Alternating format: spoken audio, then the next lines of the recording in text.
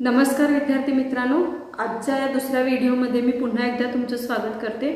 जसे की आधीच्या व्हिडिओमध्ये आपण काही सूत्र अभ्यासली, तर या सूत्रावर आधारितच आपण सराव संच 5.2 मधील काही उदाहरण सोडवणार आहोत। तर ठीक आहे, आता आपण प्रश्न पहिला सोडवूया। प्रश्न पहिला काय बघा, जर p हा a - 1 7 हा निर्देशांक आहे, b आहे 4 - 3, यांना जोडणाऱ्या रेषाखंडाचे 2:3 या गुणोत्तरात विभाजन करत असेल तर p बिंदूचे निर्देशक काय। आता प्रश्नामध्ये म्हटले बघा विभाजन करत असेल, म्हणजेच आता इथं आपल्याला विभाजनाचं सूत्र वापरायचं आहे। आता विभाजनाचं सूत्र काय आहे, x बरोबर mx2 अधिक nx1 छेद m अधिक n आणि y बरोबर my2 अधिक ny1 छेद m अधिक n। आता सूत्राचा वापर करण्याआधी आपल्याला x1 y1 च्या किमती काढून घ्याव्या लागतील। तर आता बघा, सुरुवातीला आपण a ला काय मानूया, x1 y1 मानू आणि b ला काय मानूया, x2 y2 मानू। मग आता x1 ची किंमत काय होईल, -1, y1 ची किंमत काय होईल 7। याच पद्धतीने आता x2 ची किंमत काय होईल 4 आणि y2 ची किंमत काय होईल -3। ठीक आहे, अशा पद्धतीने आपण x1 x2 y1 y2 च्या किमती काढून घेतलेल्या आहेत। आता याच्यामध्ये बघा, यानंतर आपल्याला काय म्हटलेलं आहे बघा, रेषाखंडाचे विभाजन 2:3 या गुणोत्तरामध्ये होतं। म्हणजे आता विभाजनासाठी आपण सूत्र वापरूया mn, म्हणजे m ची किंमत 2:3, म्हणजे m ची किंमत आपल्याला किती घ्यायची आहे, 2 घ्यायची आहे आणि n ची किंमत किती घ्यायची आहे, 3 घ्यायची आहे। तर आता विभाजनाचं सूत्र लिहूया आपण। विभाजनाचं सूत्र आहे बघा, x बरोबर mx2 वजा mx1 mx2 बरोबर mx1 त्यानंतर भागिले m अधिक n। ठीक आहे, या पहिल्या सूत्रात आता आपण किमती घालूया। m ची किंमत किती घ्यायची आहे 2, x2 किती आहे बघा 4 वजा n ची किंमत किती आहे 3 आणि x1 किती आहे बघा -1 आणि खाली m अधिक n करायचं आहे। मग m किती आहे 2 आणि n किती आहे 3। आता हे सोडवूया, 4 दुणे 8। आता वजा वजा काय होणार आहे बघा, वजा वजा काय होईल तर अधिक होईल। ठीक आहे, तर आता बघा याच्यामध्ये आपण काय लिहूया, तर अधिक 3 गुणिले 3 म्हणजे हे किती झालं 8 अधिक 3 वजा 1। ठीक आहे, 8 किंवा 8 वजा 3, वजा वजा आपण काय लिहिलेलं आहे, अधिक लिहिलेलं आहे, 3 वजा 1। ठीक आहे, इथं सूत्र अधिक आहे, mx2 अधिक सूत्र लिहिलेलं आहे। ठीक आहे, मग 3 आणि हा वजा 1, तर ह्यांची बेरीज किती येणार आहे आपल्याला -3। 3 गुणिले -1 -3 छेद 2 अधिक 3 किती 5। मग x बरोबर 8 मधून 3 गेले किती राहिले 5 शिल्लक राहिले, 5/5। x ची किंमत किती येईल, 5/5 केल्यावर x ची किंमत येणार आहे 1। ठीक आहे, बघा सूत्र लिहिलं, सूत्रामध्ये सर्व किमती घातलेल्या आहेत आणि किमती घालून 5/5 आणि उत्तर आलेलं आहे x बरोबर 1। आता याच पद्धतीने आपण y साठी सोडवूया। y बरोबर my2 अधिक ny1 छेद m अधिक n। y बरोबर m ची किंमत किती घेणार आहोत 2, y2 ची किंमत किती आहे बघा -3 अधिक n ची किंमत किती आहे 3, y1 किती आहे बघा 7, 2 अधिक 3 मग 2 त्रिक 6 हे -6 होईल, अधिक 3 7 21, 2 अधिक 3 5। मग y बरोबर -6 आणि अधिक 21 आहे। मग -6 आणि अधिक 21 म्हणजे वजाबाकी होईल, 21 मधून 6 गेले शिल्लक राहतात 15, चिन्ह मोठ्या संख्येचं देणार आहोत। मग 15/5 भागाकार केल्यावर काय होणार आहे, 5 त्रिक 15 म्हणजे y निर्देशांक किती आलेला आहे 3 आलेलं आहे। म्हणजे p चे निर्देशांक किती आहे, p बरोबर 1 आणि 3, म्हणजे पहिला x निर्देशांक लिहायचा आणि मग y निर्देशांक लिहायचं। तर हे त्याचे पॉईंट्स असणार आहेत की ज्यामध्ये तो रेषाखंड काय केले जाणार आहे, जोडले जाणार आहेत. तर त्या पी बिंदूचे निर्देशांक किती आलेले आहेत, 1 आणि 3. ठीक आहे, या पद्धतीने आपण हा पहिला प्रश्न पूर्ण केलेला आहे. प्रश्न दुसरा आहे, खालील प्रत्येक उदाहरणात रेख PQ चे एस बी या गुणोत्तरात विभाजन करणाऱ्या ए या बिंदूचे निर्देशांक काढा. जसं की याच्यामध्ये 3 उदाहरण आहेत, त्यातला आपण प्रश्न पहिला घेतोय. पीचा निर्देशांक आहे बघा -3 आणि 7, क्यूचा आहे 1 आणि -4. जसं आपण प्रश्न पहिला सोडवला त्याच पद्धतीने हा प्रश्न देखील सोडवायचा आहे. तर बघा आपण पीला x1 y1 मानू आणि क्यूला x2 y2 मानू. मग x1 ची किंमत काय होणार आहे तर -3, y1 ची किंमत काय होणार आहे 7, x2 ची किंमत होणार आहे 1 आणि y2 ची किंमत होणार आहे -4. ठीक आहे, आता याच्यामध्ये आपण विभाजनाचं सूत्र वापरूया. विभाजनाचं सूत्र काय आहे, x बरोबर, आता इथे एस बी प्रमाणात विभागतो म्हणून इथं काय आपण लिहिणार आहोत, a x2 अधिक b x1. लक्षात आलं का बघा, ए आणि बी मध्ये विभाजन करतात त्यामुळे एम आणि एमच्या ऐवजी काय लिहिणार आपण ए आणि बी, आणि हा x2 अधिक x1 जो आहे तो आहे तसा राहणार आहे. आणि खाली एम अधिक यांच्या ऐवजी काय लिहिणार आपण ए अधिक बी. आता आपण x निर्देशांक काढून घेणार आहोत. ए ची किंमत आता बघा 1 लिहायचं राहिलेलं आहे. एस बी याची किंमत किती आहे, 2 म्हणजेच तुमची ए ची किंमत असणार आहे 2 आणि बी ची किंमत असणार आहे 1. तर ए ची किंमत किती घेणार आहोत बघा 2, x2 किती आहे बघा 1 अधिक बी ची किंमत आहे 1 आणि x1 किती आहे -3. ए अधिक बी म्हणजे 2 गुणिले 1, मग बे के बे अधिक 1 गुणिले 3 -3 म्हणजे हे -3 होईल. त्यानंतर बे के बे. आता त्यानंतर बघा 2 - 3 छेद 2 म्हणजे साधारणतः हे उत्तर किती येणार आहे, -1/3. सॉरी -1 छेद किती येईल हे 3, 2 अधिक 3.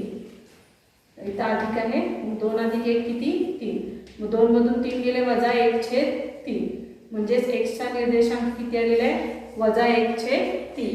आता याच पद्धतीने आपण y निर्देशांक काढून घेऊया. y बरोबर a y2 अधिक b y1 छेद a अधिक b. मग y बरोबर a निर्देशांक किती आहे बघा 2, y2 ची किंमत किती आहे बघा -4 अधिक b चा निर्देशांक आहे 1 आणि y1 किती आहे 7. खाली येणार आहे 2 अधिक 3, मग बेन चौकाट ते होईल -8 अधिक 1 गुणिले 7 7, 2 अधिक 3 5. मग 8 मधून 7 गेला वजाबाकी होणार आहे चिन्ह मोठ्या संख्येचं म्हणजे हे -1/5. ठीक आहे, म्हणजे y चा निर्देशांक किती आलेला आहे -1/5. सॉरी आपले बघा ए चा निर्देशांक किती आहे 2 आणि बी चा निर्देशांक 1 म्हणजे 2 अधिक 1 किती होणार आहे 3. म्हणजे हा निर्देशांक किती आला 1/3. म्हणजेच आपल्याला कशाचं काढायचं आहे, ए या बिंदूचे निर्देशांक किती असणार आहे, ए या बिंदूचा x निर्देशांक -1/3 आलेला आहे आणि y निर्देशांक किती आलेला आहे -1/3. ठीक आहे, म्हणजे दोन्ही बिंदूचे निर्देशांक -1/3 -1/3 आलेलं आहे. आता आपण यामधीलच आणखीन एक प्रश्न सोडवूया.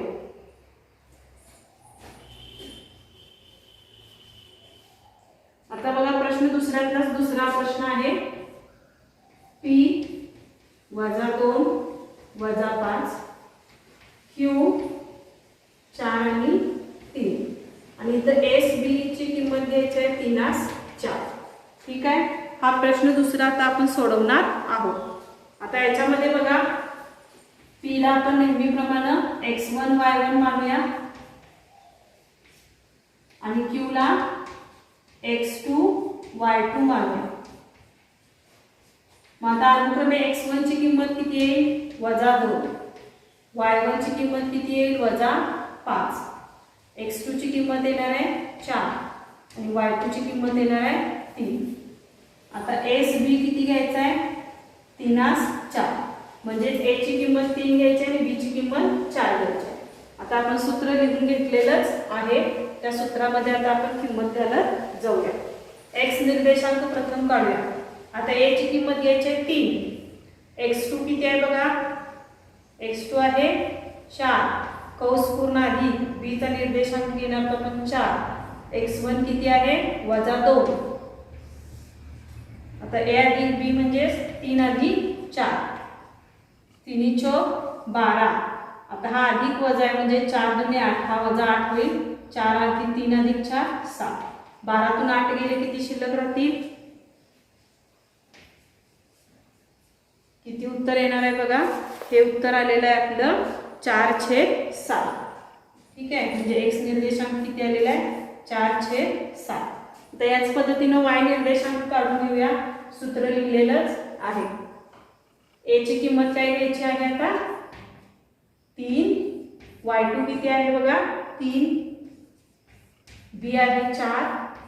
y1 किती आहे -5 आणि खाली करणार आहोत 3 अधिक 4.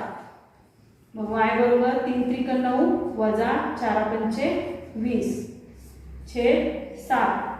आता 9 मग 20 मधून 9 गेले किती शिल्लक राहणार आहे बघा. 20 मधून 9 गेले शिल्लक राहिले 11. म्हणजे आता चिन्ह मोठ्या संख्येचं द्यायचं आहे म्हणजे हे होईल -11/7.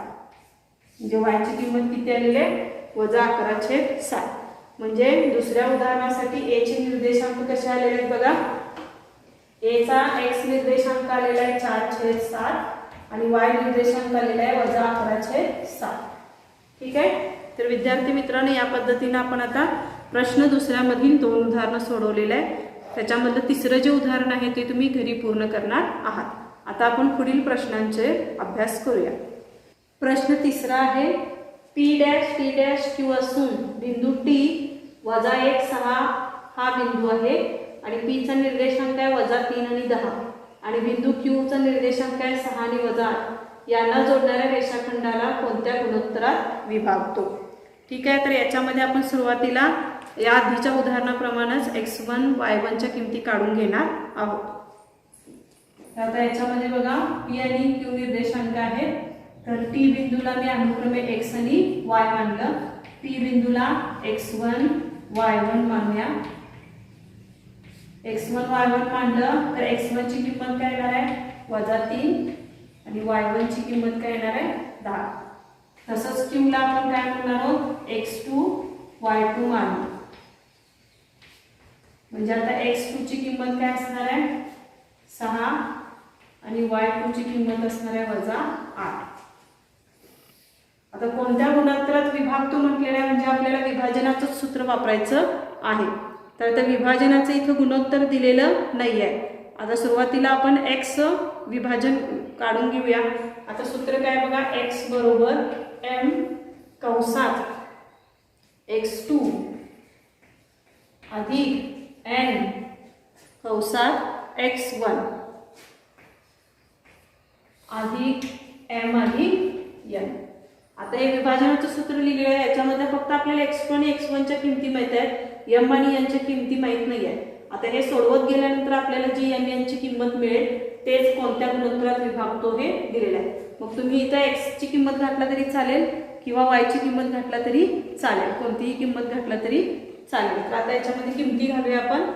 ठीक आहे, x2 आणि x1. आता याच्यामध्ये x बरोबर जे आहे, ठीक आहे, आता x ची किंमत आपण काय घेणार आहोत -1. ठीक आहे, आता -1 बरोबर आता बाकीच्या किमती घालत जाऊया. -1 बरोबर m ची किंमत माहित आहे का, माहित नाही आहे, तसं ठेवला. x2 ची किंमत काय आहे बघा 6 अधिक n माहित नाही आहे, तसा ठेवला. x1 किती आहे -3. आता m अधिक n हे माहित नाही. ठीक आहे. आता या पद्धतीने हे समीकरण आपण सोडवत जाणार आहोत.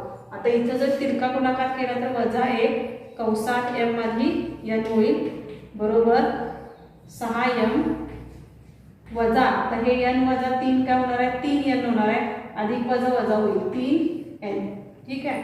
आता ह्याच्या आतमध्ये जर तुम्ही गुणून घेतला तर काय होणार आहे -1 गुणिले m काय होणार आहे -m. ठीक आहे. आणि हा अधिक वजा पण काय होईल, वजा n बरोबर 6m अधिक 3n. आता आपण पक्षांतर कसं करणार आहोत बघा. सुरुवातीला आपण वजा n आहे तसं ठेवूया, 6m आहे तसं ठेवूया. आता हा वजा m जो आहे तो मी इकडे आणल्यावर काय होणार आहे, अधिक m वजा 3n आहे तसा ठेवलेला आहे. वजा n बरोबर 6m अधिक 7m, 1m किती होणार आहे, 7m वजा 3n.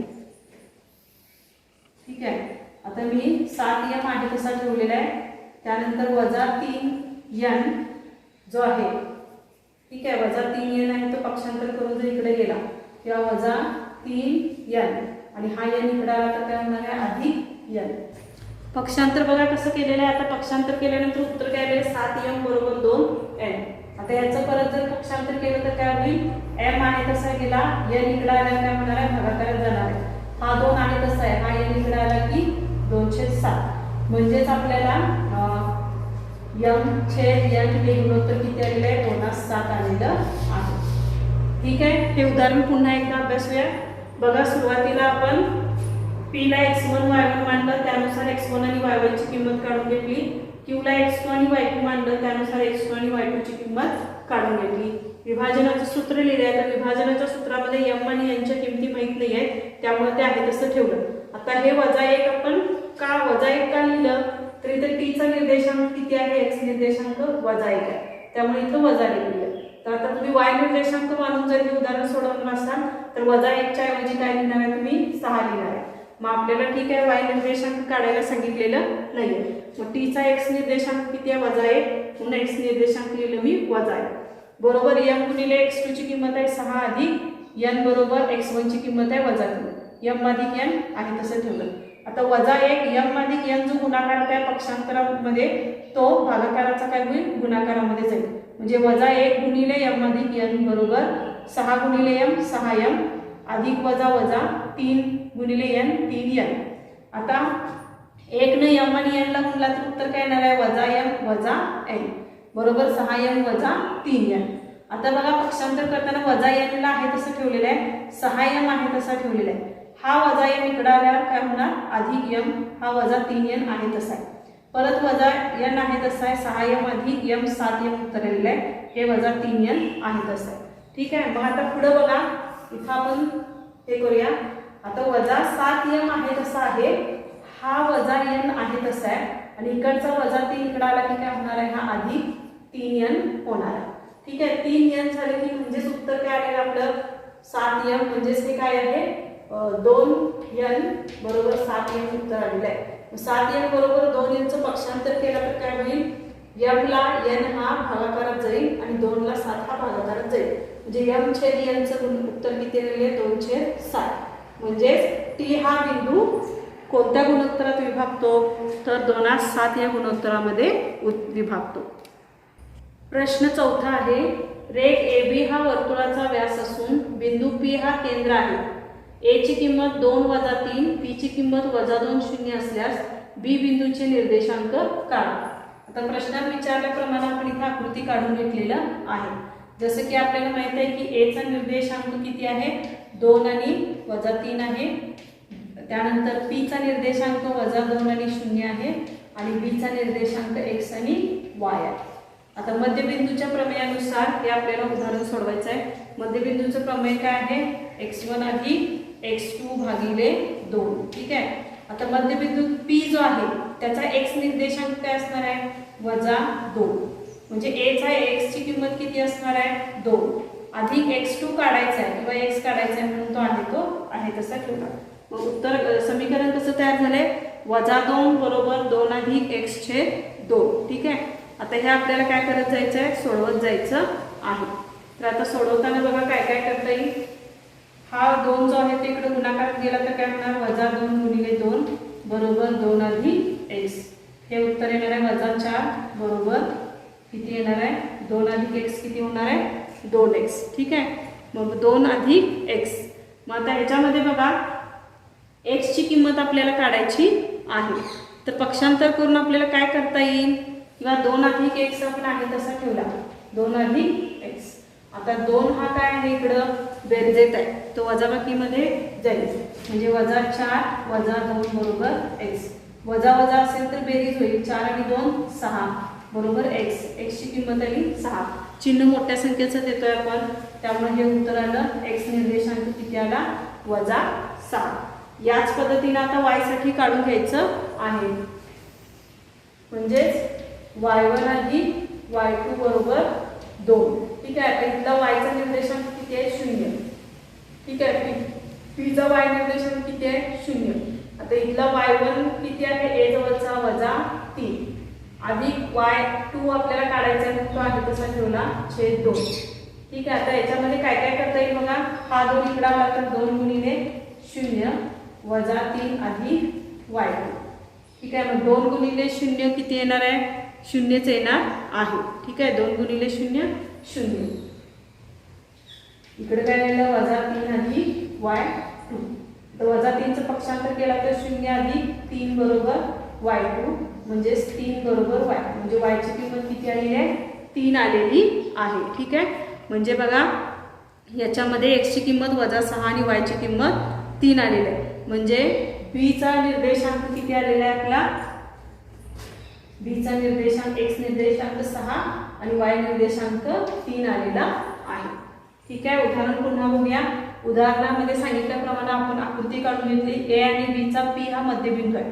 a चा निर्देशांक 2 आणि -3 आहे, p चा -2 आणि 0 आहे आणि b चा x आणि y आहे. मध्यबिंदूच्या प्रमेयानुसार x1 अधिक x2 छेद 2. मग इथं p चा x निर्देशांक किती आहे? -2 आणि a चा x निर्देशांक किती आहे? 2. b चा x निर्देशांक माहित आहे का? माहित नाहीये म्हणून तो x आहे तसा ठेवला /2. आता हे सोडवून घेतलं आपण. हा जो 2 भागाकारात आहे तो डावीकडे गेला की गुणाकारात जाईल. -2 गुणिले 2 बरोबर 2 अधिक x. 2 गुणिले 2 -4 बरोबर 2 अधिक x आहे तसा ठेवला. आता हा +2 आहे तो इकडे आल्यावर -2 होईल. इकडे फक्त x शिल्लक राहील. -4 आणि -2 -6 बरोबर x. म्हणजे x निर्देशांक किती आलेला आहे? -6. आता याच पद्धतीने y साठी काढून घ्यायचं आहे. y साठीचं मध्यबिंदूचं प्रमेयाचं सूत्र आहे y1 अधिक y2 छेद 2. आता इथं p चा y निर्देशांक किती आहे? 0 म्हणून 0 लिहिलं. y1 म्हणजे a चा y निर्देशांक किती आहे? -3. ठीक आहे. -3 लिहिलं. अधिक b चा y निर्देशांक माहित नाहीये म्हणून तो आहे तसं लिहिला y. इथं y2 च्या ऐवजी फक्त तुम्ही y लिहिला तरी चालेल. ठीक आहे. मग y. मग आता हे सोडवत गेलो. हा 2 इकडे आला की गुणाकारात जाईल. 2 गुणिले 0 बरोबर -3 अधिक y. 2 गुणिले 0 0 -3 अधिक y. हा -3 इकडे आला की +3 होईल. 0 अधिक 3 3. म्हणजे y ची किंमत किती आलेली आहे? 3. म्हणजे b चा x निर्देशांक -6 आहे आणि y निर्देशांक किती आहे? 3 आहे. ठीक आहे. तर याच पद्धतीने आता आपण आणखीन काही उदाहरणांचा सराव करू. प्रश्न 5वा बघा काय आहे. बिंदू a चा निर्देशांक 8 आणि 9, b चा 1 आणि 2 यांना जोडणारा रेख AB चे p k 7 हा बिंदू कोणत्या गुणोत्तरात विभाजित करतो ते काढा आणि k ची किंमत काढा. तर आता बघा याच्यामध्ये सुरुवातीला आपण a ला आपण x1 y1 मानूया आणि b ला आपण काय करूया? x2 y2 मानूया. मग x1 ची किंमत किती होईल? 8 आणि y1 ची किंमत किती होईल? 9. त्यानंतर x2 ची किंमत होणार आहे 1 आणि y2 ची किंमत होणार आहे 2. ठीक आहे. आता p चा x निर्देशांक किती आहे? k. म्हणजे तो दिलेला नाहीये, काढायचा आहे. y निर्देशांक किती आहे? 7 आहे. ठीक आहे. किती गुणोत्तरात विभाजन करतो ते काढा म्हटलेलं आहे. म्हणजेच विभाजनाचं सूत्र वापरायचं आहे. आता विभाजनाचं सूत्र वापरत असताना आपल्याला k ची किंमत काढायची आहे. ठीक आहे. मग यासाठी आपल्याला काय करायचं आहे बघा. तर y साठीचं आपण जर सोडवलं सूत्रानुसार, कारण y चा निर्देशांक p चा दिलेला आहे 7. मग आता सूत्र काय आहे बघा. y बरोबर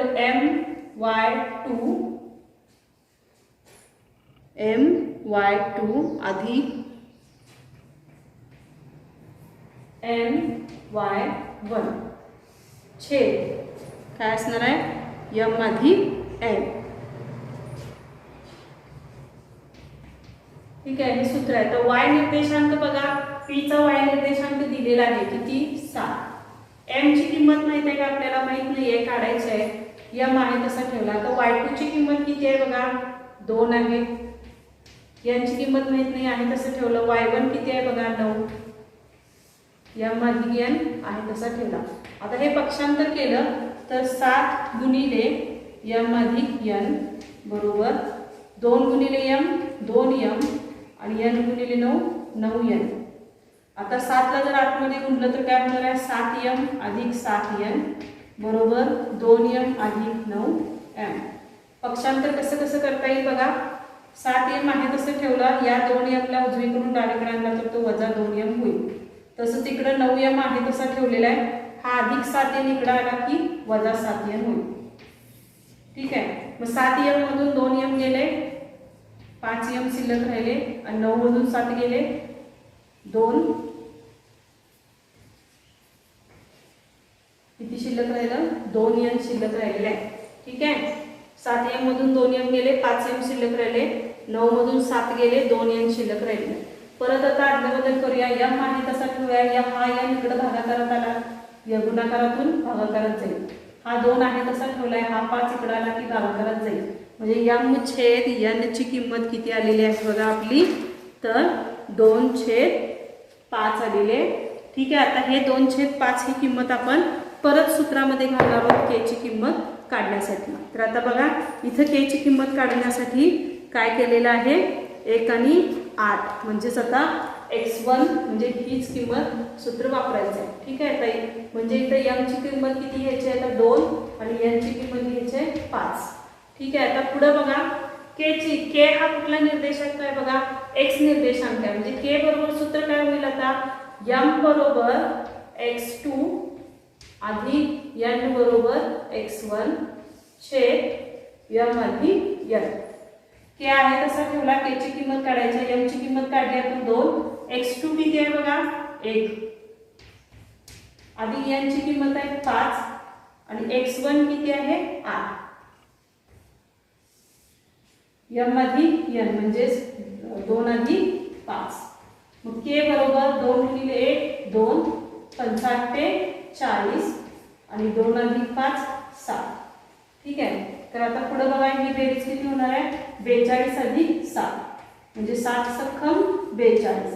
k ची किंमत किती आलेली आहे, k ची किंमत 6 आलेली आहे. बघा उदाहरण पुन्हा एकदा अभ्यासूया. उदाहरणामध्ये सुरुवातीला आपण a ला x1 y1 मांडलं, त्यावरून x1 आणि y1 च्या किमती लिहिल्या. b ला x2 y2 मांडलं, त्यावरून x2 आणि y2 च्या किमती लिहिल्या. आता इथं p चा विचार करा. p चा y निर्देशांक दिलेला आहे परंतु x निर्देशांक माहित नाही आहे.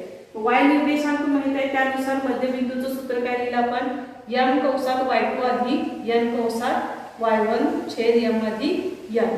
कारण आपल्याला y निर्देशांक 7 आहे हे माहित आहे. त्यानुसार बघा y निर्देशांक 7 आहे, m ची किंमत माहित नाही आहे तसं ठेवलं, y2 ची किंमत आहे 2, n ची किंमत माहित नाही आहे तसं ठेवलं, y1 ची किंमत आहे 9, m अधिक n. आता m अधिक n पक्षांतर करून 7 ला गुणाकारामध्ये गेला, 2 गुणिले m 2m अधिक n गुणिले 9 9n. 7 ला आतमध्ये गुणून घेतला तर 7m अधिक 7n होईल, त्यानंतर 2m अधिक 9n आहे तसा आहे. आता पक्षांतर केलं 7m ला आहे तसं ठेवला, हा 2 इकडे आला की वजामध्ये जाईल, 9n ला आहे तसं ठेवलाय, हा अधिक 7n इकडे आला की वजा 7n. आता ही वजाबाकी किती आले 7m वजा 2m 5m, 9m वजा 7n आलेला आहे 2n. आता m आहे तसा ठेवला, हा n गुणाकारात आहे तो इकडे आला की भागाकारात जाईल. 2 आहे तसा ठेवलाय, हा 5 इकडे गुणाकारात आहे इकडे आला की भागाकारात जाईल. म्हणजे m छेद n बरोबर 2/5. म्हणजेच m ची किंमत 2 घ्यायची आणि n ची किंमत 5 घ्यायची. आता परत p कडे या. p चा x निर्देशांक किती आहे k. म्हणजे आता k काढण्यासाठी आपल्याला मध्यबिंदूचं कुठलं सूत्र वापरावं लागेल, x निर्देशांकाचं सूत्र वापरावं लागेल, mx2 अधिक nx1 छेद m अधिक n. त्याप्रमाणे सूत्रात आपण किमती घातलेल्या. मग 2 गुणिले 1 2 5 40, 2 अधिक 5 7, 40 अधिक 2 42 छेद 7 बरोबर उत्तर k ची किंमत किती आलेली आहे, k ची किंमत आलेली आहे 6. पुढील उदाहरण आहे प्रश्न क्रमांक 6. 22 20 आणि 0 16 यांना जोडणाऱ्या रेषाखंडाच्या मध्यबिंदूचे निर्देशक लिहा असं म्हटलेलं आहे. तर आता बघा साधारणतः इथं सुरुवातीला आपण p हा मध्यबिंदू आहे असं मानू.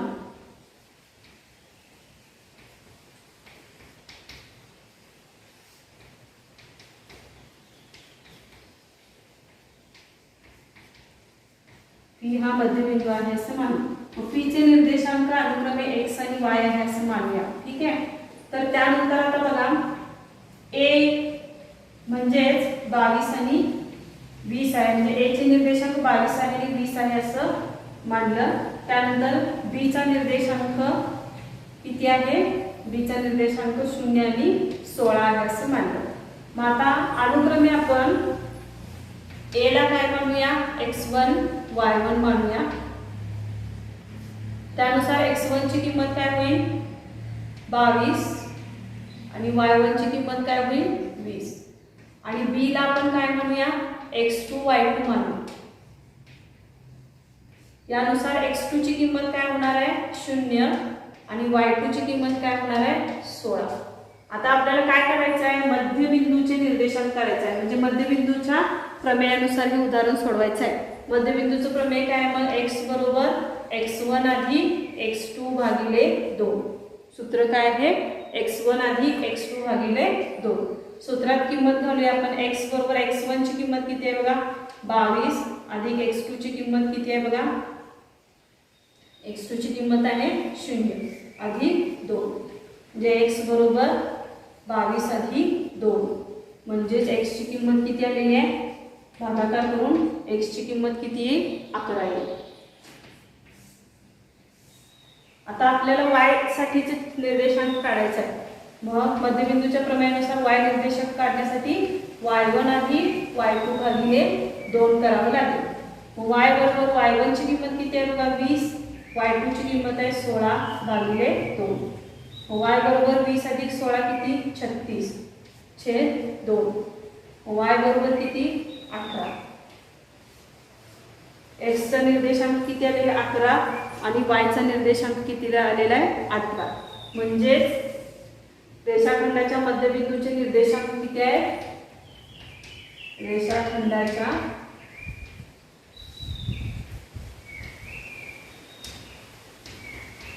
मध्यबिंदूचे निर्देशांक 11 आणि 18 आहे. ठीक आहे. या पद्धतीने आपण हा प्रश्न सोडवलेला आहे. सोपं उदाहरण आहे बघा. सुरुवातीला आपण P हा मध्यबिंदू असं मानलं. मग P चा निर्देशांक x आणि y असं गृहीत धरूया. मग A 22 आणि 20 ला मी A म्हटलं, 0 आणि 16 ला मी B निर्देशांक म्हटलं. मग अनुक्रमे A ला आपण x1 y1 मानलं, त्यावरून x1 ची किंमत 22, y1 ची किंमत 20 आली. B ला आपण x2 y2 मानलं, त्यानुसार x2 ची किंमत 0, y2 ची किंमत 16. आता मध्यबिंदूचं सूत्र काय? x बरोबर x1 अधिक x2 भागिले 2. त्याच्यामध्ये आपण किमती घातल्या आणि x ची किंमत किती आली? 11. त्याच पद्धतीने y चं सूत्र लिहिलं, y1 अधिक y2 छेद 2. त्याच्यामध्ये सूत्र घातलं, किंमत आलं y बरोबर 18. म्हणजेच रेषाखंडाच्या मध्यबिंदूचे निर्देशांक किती आलेले आहे? x निर्देशांक आलेला आहे 11 आणि y निर्देशांक आलेला आहे 18. प्रश्न 7वा बघा काय आहे? खालील त्रिकोणांचे शिरोबिंदू दिले आहेत. प्रत्येक त्रिकोणाच्या मध्यगा संपात बिंदूचे निर्देशक काढा. ठीक आहे. आता हे खूप सोपं आहे. याच्यामध्ये आपण काय करणार आहोत? मध्यगा संपात बिंदूचे सूत्र वापरणार आहोत. जसे की x बरोबर x1 अधिक x2 अधिक x3 भागिले 3, म्हणजे थोडक्यात सरासरी काढल्याप्रमाणे हे सूत्र आहे. आणि y बरोबर y1 अधिक y2 अधिक y3 बरोबर किंवा छेद 3. आता याच्यामध्ये बघा सुरुवातीला A निर्देशांक -7 आणि 6 आहे असं मानूया. B निर्देशांक आपला 2 आणि -2 आहे असं मानूया. आणि C निर्देशांक आपला 8 आणि 5 आहे असं मानूया. ठीक आहे. आता A लाच मी x1 y1 मानू, B ला आपण x2 y2 मानूया आणि C ला आपण x3 y3 मानूया. ठीक आहे. बघा पहिली पायरी लक्षात आली का? सुरुवातीला जे निर्देशांक दिलेले आहेत त्याला A B C असं नामकरण करा किंवा P Q R तुम्ही कुठलेही नाव देऊ शकता. मग अनुक्रमे A ला x1 y1, B ला x2 y2 आणि C ला x3 y3 मांडलं. तर आता आपल्याला या सर्व किमती काढून घ्याव्या लागतील. x1 ची किंमत किती असणार आहे? -7. y1 ची किंमत किती असणार आहे? 7. आता x2 ची किंमत किती आहे? 2. y2 ची किंमत किती आहे? -2. आता याच पद्धतीनं x3 ची किंमत किती आहे 8 आणि y3 ची किंमत किती आहे 5. ठीक आहे, सगळे x1 x2 x3 y1 y2 y3 या सर्व किमती आपण काढून घेतलेल्या आहेत.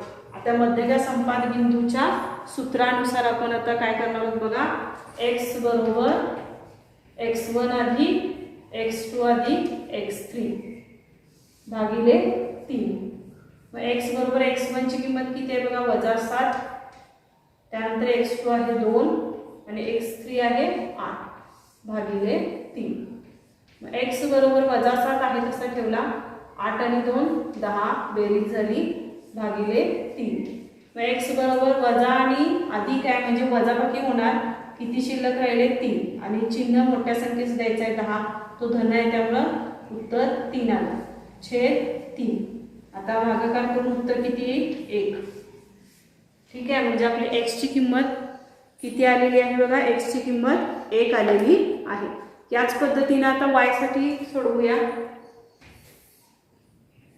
y बरोबर y1 अधिक y2 अधिक y3 छेद 3.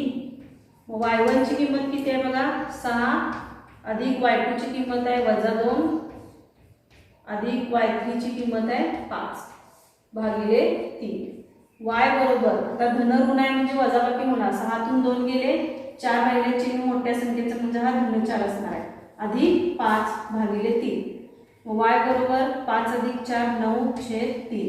भागाकार केला की उत्तर किती येते y बरोबर 3. ठीक आहे, म्हणजे याचं उत्तर किती आलेलं आहे, कोऑर्डिनेट पॉइंट किती आलेला आहे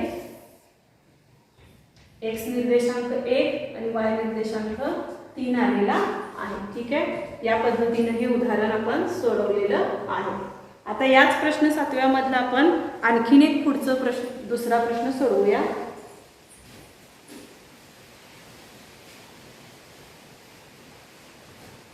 बघा दुसरा प्रश्न त्याच्यामधला घेऊया आपण.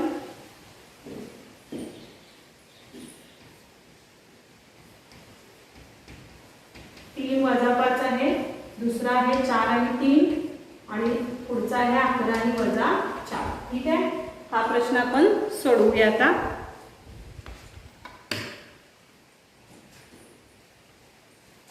तर बघा आधीप्रमाणेच मी काय करणार आहे, a म्हणजे 3 आणि वजा 5 आहे, b म्हणजेच 4 आणि 3 आहे आणि c म्हणजेच 11 आणि वजा 4. आता a लाच मी x1 y1 मानलं, b ला x2 y2 मानलं आणि c ला x3 y3 मानलं. आता अनुक्रमे आपण सर्व किमती काढून घेऊया. x1 x2 आणि x3. x1 किती येणार आहे बघा 3, x2 4 आणि x3 11. आता y1 y2 आणि y3 काढून घेऊया. y1 ची किंमत किती असणार आहे वजा 5, y2 असणार आहे 3 आणि y3 असणार आहे वजा 4. ठीक आहे, आता सूत्र आपण इथे लिहिलेलंच आहे. x ची किंमत काढूया प्रथम. x बरोबर x1 अधिक x2 अधिक x3 भागिले 3. x1 ची किंमत घालूया आपण सगळ्या 3 अधिक 4 अधिक 11 छेद 3. मग बघा किती होईल 4 आणि 3 7 आणि 11 18 भागिले 3. sin 3 18. भागाकार केल्यानंतर x ची किंमत किती आलेली आहे 6 आलेली आहे. ठीक आहे, याच पद्धतीने y साठी सोडवूया आता आपण.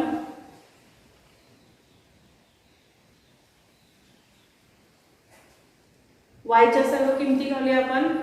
y1 आहे वजा 5, y2 आहे 3 आणि y3 आहे वजा 4 छेद 3. ठीक आहे, आता बघा हे आपण सोडवत गेले की y ची किंमत किती येणार आहे बघा, तर वजा 2. तर आता बघा सुरुवातीला वजा 5 आणि 3 आहे म्हणजे वजाबाकी होईल. 5 मधून 3 गेले किती शिल्लक राहिले 2 शिल्लक राहिले. ठीक आहे, मग आता चिन्ह कुठलं देणार आहे मोठ्या संख्येचं देणार आहे. अधिक पुढची संख्या कुठली आहे वजा 4 भागिले 3. आता हे वजा आणि वजा आहे म्हणजे बेरीज होणार, म्हणजे 2 अधिक 3 किती होणार आहे ते 6 होणार आहे. ठीक आहे, म्हणजे 4 अधिक 2 किती होणार आहे 6 होईल. मग 6ला चिन्ह मोठ्या संख्येचं देणार आहोत आपण. 4 ही मोठी संख्या आहे ती ऋण आहे त्यामुळे इथं ऋण येईल 3. मग 3 ने 6ला भागला की उत्तर किती येणार आहे 2. 3 दुने 6 म्हणजे y ची किंमत किती आली -2. म्हणजे आपल्या बिंदूंचे निर्देशांक किती आलेले आहे x निर्देशांक 6 आलेला आहे आणि y निर्देशांक किती आलेला आहे -2 आलेलं आहे. ठीक आहे विद्यार्थी मित्रांनो, बघा या पद्धतीने आपण हे प्रश्न 7व्यातलं दुसरं उदाहरण सोडवलेलं आहे. प्रश्न 7व्यातलं जे तिसरं उदाहरण आहे ते तुम्ही घरी सोडवणार आहात. अशा पद्धतीने प्रश्न 7 पर्यंतचा भाग पूर्ण झालेला आहे. आता आपण आणखीन एका उदाहरणाचा अभ्यास करूया. विद्यार्थी मित्रांनो, पुढील उदाहरण आहे बघा. प्रश्न 8वा घेतोय आपण. त्रिकोण एबीसीचा जी हा मध्यगा संपात आहे. ए बी व जी यांचे निर्देशांक अनुक्रमे -14 -19 3 5 आणि -4 -7 आहे. तर सी बिंदूचे निर्देशांक काढा. ठीक आहे, तर आता सुरुवातीला बघा आपण ए चा निर्देशांक -14 आणि -19 आहे. ठीक आहे, त्यानंतर बी चा निर्देशांक 3 आणि 5 आहे. त्यानंतर सी चा निर्देशांक माहित नाही आहे त्यामुळे आपण फक्त ते xy असं लिहिलं किंवा ठीक आहे xy असं लिहिलं. मग अनुक्रमे ए ला आपण x1 y1 मानूया, बी ला आपण x2 y2 मानूया आणि सी ला आपण x3 y3 मानूया आणि याच किमती आपल्याला काढायच्या आहेत. मग आता x1 ची किंमत काय होईल मग -14. त्यानंतर x2 ची किंमत किती असणार आहे 3 आणि x3 माहित नाही आपल्याला काढायचा आहे, प्रश्नचिन्ह देऊया. त्यानंतर आता बघा y1 ची किंमत किती असणार आहे -19. y2 ची किंमत किती असणार आहे 5 आणि y3 सुद्धा काय करायचं आहे आपल्याला काढायचं आहे म्हणून प्रश्नचिन्ह दिलेलं आहे. बघा अनुक्रमे -14 -19 हा ए निर्देशांक आहे, 3 आणि 5 हा बी निर्देशांक आहे. सी चा निर्देशांक माहित नाही म्हणून आपण xy असं मानलं. त्यानंतर ए ला आपण x1 y1 मानलं, बी ला x2 y2 मानलं आणि सी ला x3 y3 मानलं. याप्रमाणे अनुक्रमे x1 ची किंमत आली -14, x2 आहे 3, x3 काढायचा आहे त्यामुळे प्रश्नचिन्ह दिलेलं आहे. y1 आहे -19, y2 आहे 5, y3 काढायचा आहे म्हणून तो तसाच ठेवला. ठीक आहे, आता सुरुवातीला आपण x निर्देशांक काढूया. आता आता आणखीन एक माहिती काय दिली आपल्याला, जी हा मध्यगा संपात आहे ते लिहूया आपण. जी हा मध्यगा संपात आहे.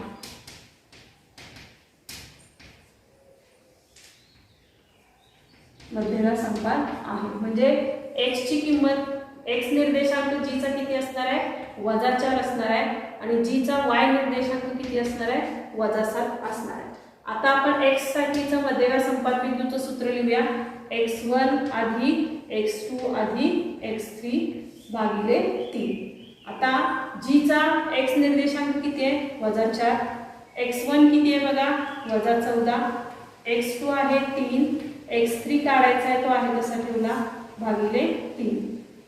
ठीक आहे, आता बघा सोडवत जाऊया. ह्या 3 ला जर मी इकडे घेतलं तर तो गुणाकार जाईल -4 गुणिले 3 बरोबर -14 अधिक 3 अधिक x3 हे येईल -12 त्रिकम 12. आता -14 आणि अधिक 3 म्हणजे वजाबाकी होईल.